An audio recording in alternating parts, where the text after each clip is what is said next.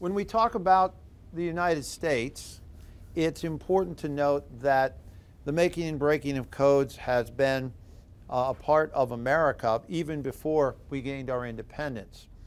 One of our most precious artifacts is referred to as the Jefferson Cipher device.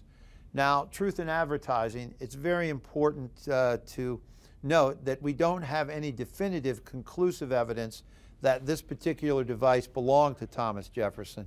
But there are some interesting facts about it. One, this device was found in an antique store very close to Monticello. It appears to have the ability to cipher French and English, and we know that Jefferson, of course, was ambassador to France.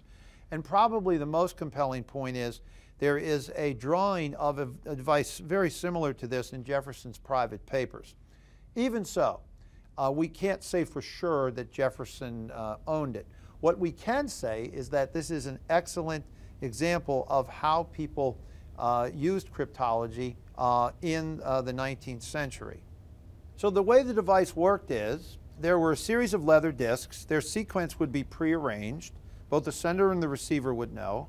You would put a bar across the top, and you would line up the plain text on one side of the bar, and you would write the ciphertext on the other. You would put that in an envelope or a message, and you would send that off either with a courier or maybe even a ship across the Atlantic.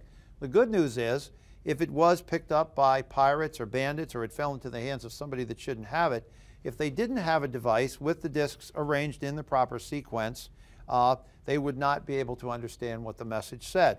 And again, because we're working with the wonderful C-SPAN network today, this is a model of the device, and you can see the bar, and we have the message, welcome C-SPAN to the museum. Now the way this would work, of course, is this is the plain text, and you could either choose any one of these lines, and you could write the ciphertext. Again, if the individual at the other end knew which line you were going to use, you could protect the message. And again, if it fell into the hands of somebody that shouldn't have it, if they don't have one of these and they don't know the prearrangement of the discs, they're not going to be able to find out what the message says.